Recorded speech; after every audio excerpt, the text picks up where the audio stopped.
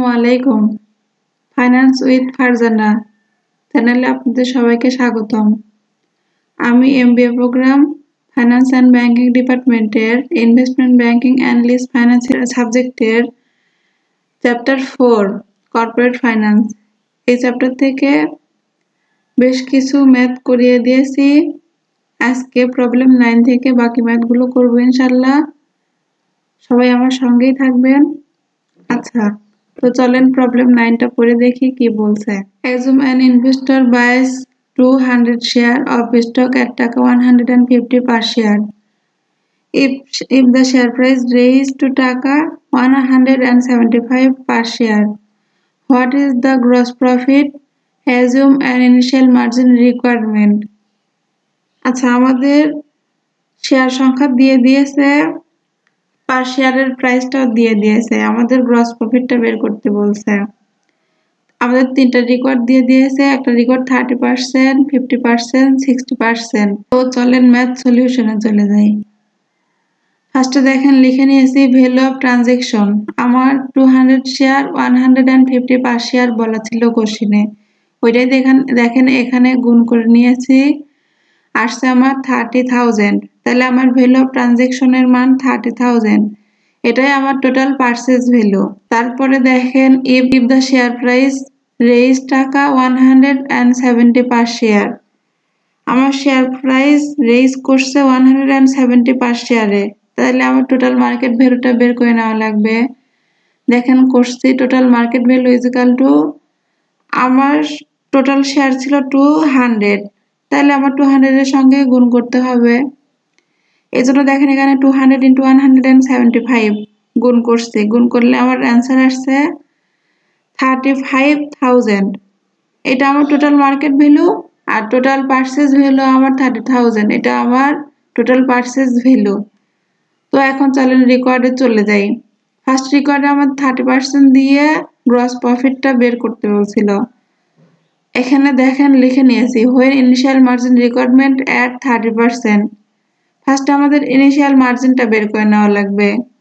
ফার্স্টে দেখেন কি করছি, initial margin is equal two আমার যে টোটাল পারচেজ ভ্যালু ছিল, টোটাল পারচেজ ভ্যালু 30,000 ইন্টু এর সঙ্গে আমার 30% ফার্স্টে করে নেওয়া লাগবে। দেখেন 30,000 ইন্টু 30% করছি, বের হয়েছে আমার 9,000। এখন আমার গ্রস প্রফিট বের করব। গ্রস প্রফিট বের করার সূত্র কি ছিল, total market value minus initial deposit.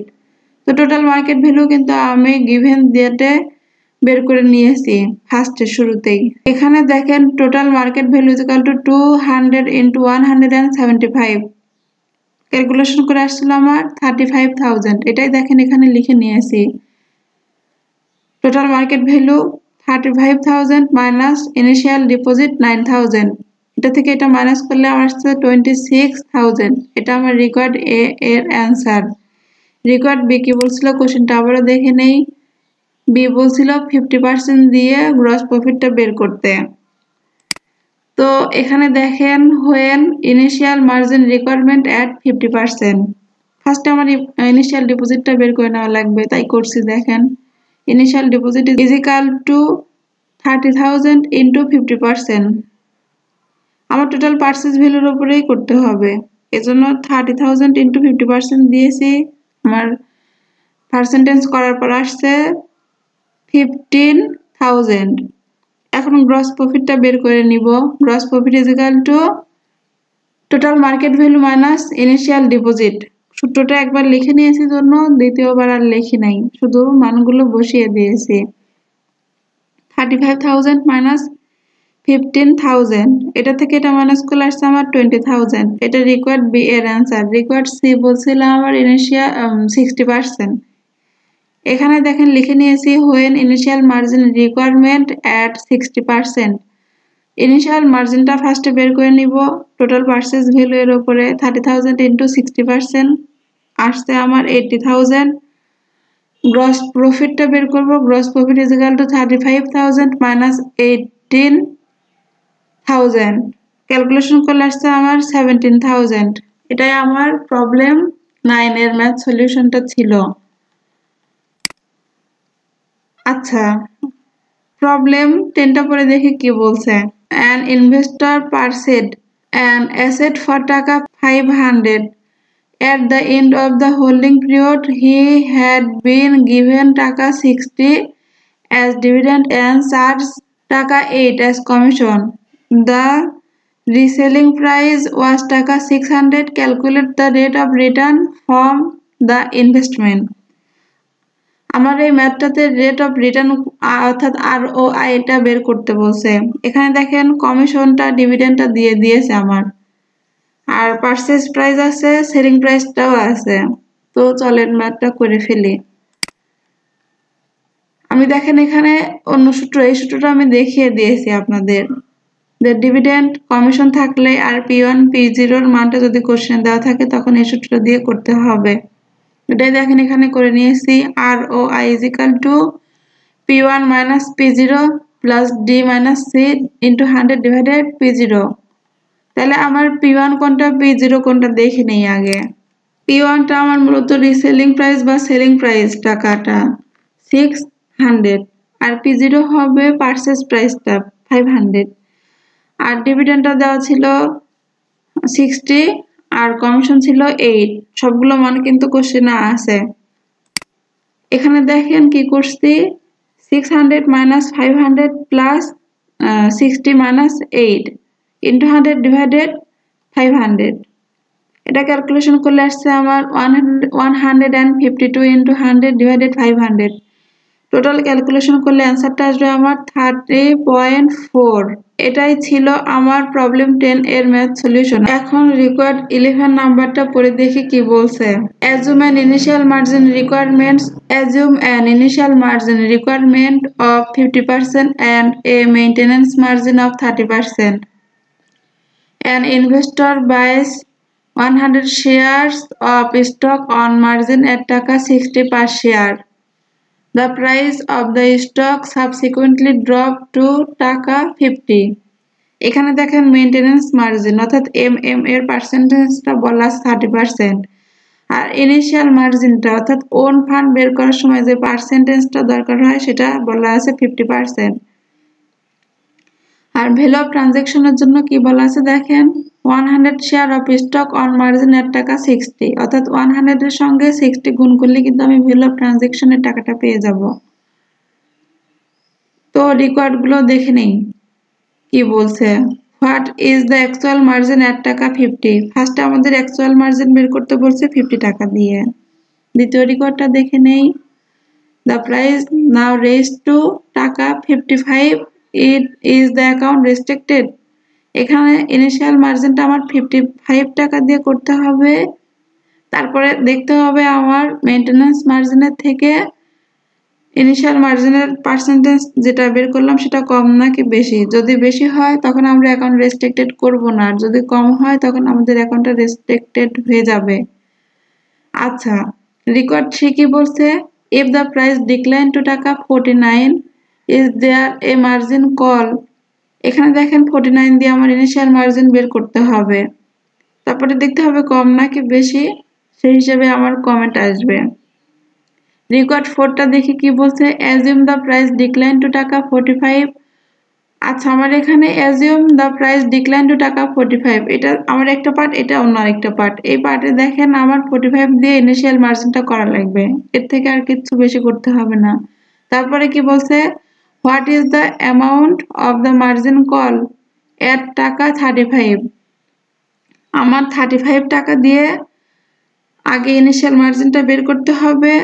যদি মেইনটেনেন্স মার্জিনের থেকে পার্সেন্টেজ কম আসে তখন আমার মার্জিন কল প্রাইসটা বের করতে হবে, এটা এখানে বলা আছে। আচ্ছা, তো চলেন ম্যাথ সলিউশনে চলে যাই। ফার্স্টে দেখেন কি করছি, নোট। আমি তো নোট করে নিয়ে ম্যাথগুলো করি, এর আগেও বলছি। দেখেন কি করছি, ভ্যালু অফ ট্রানজাকশনটা ফার্স্টে বের করে নিয়েছি 100 into 60। এটা করলে আসছে আমার 6000 লেস ওন ফান্ডের লেস হয় ওন ফান্ড, ভ্যালু অফ ট্রানজাকশনের টাকার উপরে করতে হয়। এটাই করছি দেখেন 6000 ইন্টু ইনিশিয়াল মার্জিনের পার্সেন্টেজ বলা ছিল 50%, ওইটা দিয়ে গুণ করছি আসছে আমার 3000। এটা থেকে এটা মাইনাস করলে এখন লোন ফ্রম ব্রোকারের মান পাবো। দেখেন লোন ফ্রম ব্রোকার আসছে 3000। আচ্ছা, এখন রিকোয়ার্ডে চলে যায়। ফার্স্ট রিকোয়ার্ডে আমার 50 টাকা দিয়ে ইনিশিয়াল অ্যাকচুয়াল মার্জিন বের করতে বলছিল। অ্যাকচুয়াল মার্জিন এর সূত্রটা আগে লিখে নিব। Actual margin is equal to CVS minus loan into 100 divided CVS. সিভিএসটা মূলত কারেন্ট ভ্যালু অফ স্টক। আমি তো লোনের টাকা পেয়েই গিয়েছি এখানে নোট করে। এখন আমার শুধু সিভিএসটা কোশ্চেনে যে মানটা বলা থাকবে তার উপরে বের করে নেওয়া লাগবে। দেখেন হিয়ারে দেখেন বের করছি। CVS is equal two 100 share ছিল, তার সঙ্গে 50 টাকা গুণ করছি, আসছে 5000।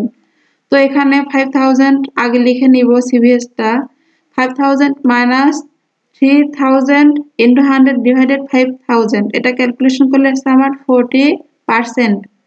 এটা আমার রিকোয়ার্ড এ। রিকোয়ার্ড বি কি বলছে আবারও কোশ্চেনটা দেখে নেই। The price now raised to টাকা 55 is the account restricted। আমার এখন 55 দিয়ে করতে হবে আগে। দেখেন দ্বিতীয় রেকর্ডে কি করছি, actual margin is equal two, এখন আর সূত্রটা লিখে নেই ফার্স্টেই তো আমি সূত্রটা লিখে নিয়েছি, এই জন্য CVS minus loan divided CVS into 100 সূত্রটা ছিল আমার। সিভিএসটা ফার্স্টে এই পাশে বের করে নেব। দেখেন সিভিএস 100 ইন্টু 55, তাহলে আমার আসছে 5500। এখানে দেখেন ওইটাই বসিয়ে দিয়েছি। 5500 মাইনাস 3000 ইন্টু 100 ডিভাইডেড 5500। এটা ক্যালকুলেশন করলে আসবে আবার 45.45%।